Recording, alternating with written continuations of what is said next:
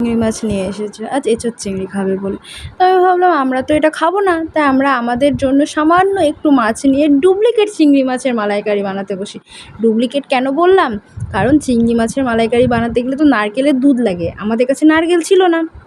তো তোমরা দেখতে পেলে আমি প্রথমে একটু সামান্য চিংড়ি মাছ নিয়ে নুন হলুদ দিয়ে ভালো করে চিংড়ি মাছগুলোকে মাখিয়ে নিলাম। হয়ে উঠলো তখন চিংড়ি মাছগুলোকে এক এক করে ছেড়ে দিলাম এবং হালকা লাল লাল করে ভেজে নিলাম।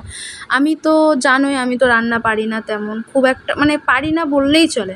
যখন ইচ্ছা হয় মাঝে মধ্যে একটু একটু করি, তো জাজ করো না। এগুলো ভেজে নিচ্ছি এক এক করে পরপর, এপিট ওপিট করে হালকা জাস্ট একটু সামান্য লাল লাল করে ভেজে নেওয়ার পর এখানে আমি মশলা রেডি করছি, পেঁয়াজ রসুন আর আদা। বেশি মশলা লাগে না। দেখো আমি এটাকে একটু বেটে নিলাম, তারপর গরম তেলের মধ্যে দিয়ে দিলাম সামান্য একটু চিনি, সামান্য একটু জিরে, গোটা জিরে। সেটাকে ভালো করে নেড়ে চেড়ে নিলাম এবং এর মধ্যে করে রাখা মশলাটা আমি এবার ঢেলে দিলাম। এবার ভালোভাবে একটু এটাকে নেড়ে চেড়ে নেব ভালো করে, যাতে একটু মানে লেগে না যায় মশলাটা। আমি নেড়ে নিচ্ছি ভালো করে।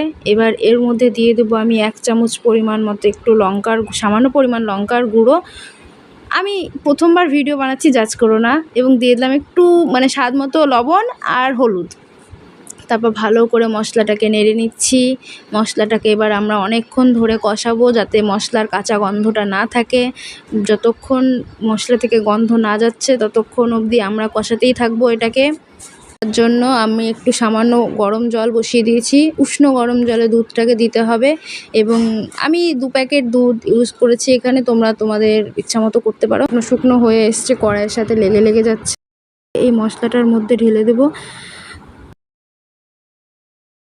একটা রং চলে এসছে। এবার আমি এর মধ্যে একটু কাঁচা লঙ্কা দিয়ে দেবো, চিড়ে রাখা কাঁচা লঙ্কা দিয়ে দেবো এবং ভেজে রাখা মাছগুলোকে আমি এক এক করে এর মধ্যে ছেড়ে দেবো। তারপর ভালো করে একটু নাড়াচাড়া করে গ্যাসটাকে মিডিয়াম ফ্লেমে রেখে ঢাকা দিয়ে দেবো কিছুক্ষণের জন্য। তারপর যখন দেখবো ঝোলটা শুকিয়ে এসছে, সামান্য একটু গরম মশলা আর একটু ঘি দিয়ে এটাকে একটু নাড়াচাড়া করে নেব এবং হয়ে গেল আমার ডুপ্লিকেট চিংড়ি মাছের মালাইকারি।